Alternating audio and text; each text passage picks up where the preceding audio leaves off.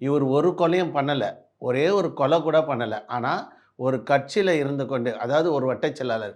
பொதுவாவே பார்த்தீங்கன்னா, ஒவ்வொரு ஏரியாலயும் எல்லா வார்டுங்களையும் வட்டச் செயலாளர் பார்த்தீங்கன்னா, ஒரு ஒரு போஸ்டிங்ல இருந்துட்டு, ஒரு சில வட்டச் செயலாளர் 2 பொண்டாட்டி, 3 பொண்டாட்டி வச்சுன்னு அப்படியே லோக்கல்ல வந்து பார்த்தீங்கன்னா, கட்ட பஞ்சாயத்து பண்றது, பில்டிங்ல வந்து யாருனா வீடு புதுசா கட்டினா பில்டிங்ல போயிட்டு அந்த கட்டக்கூடிய இன்ஜினியர மிரட்டுறது.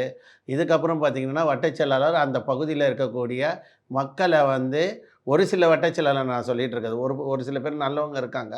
ஆனா, ஒரு சில பேர் தொடர்ந்து கட்ட பஞ்சாயத்து, இந்த ரவுடிசம், இந்த ஏரியால இருக்க அரிசி மண்டி, இந்த பிளைவுட் ஹவுஸ் கடை எல்லாத்தையும் கட்ட பஞ்சாயத்தா பண்ணி மார்க்கெட்லாம் தன்னுடைய கண்ட்ரோல் வருவாங்க. அதுபோல தான் இந்த தோட்டா சேகர், அதுவும் ராயப்பேட்டா போயஸ் கார்டன் ஏடிஎம்கே ஆஃபீஸ் பக்கத்தில இருக்கிறதால, கட்சி அலுவலகத்துக்கு உட்பட்ட இடத்துல இவரு இருக்கிறதால கொஞ்சம் மாஸ்.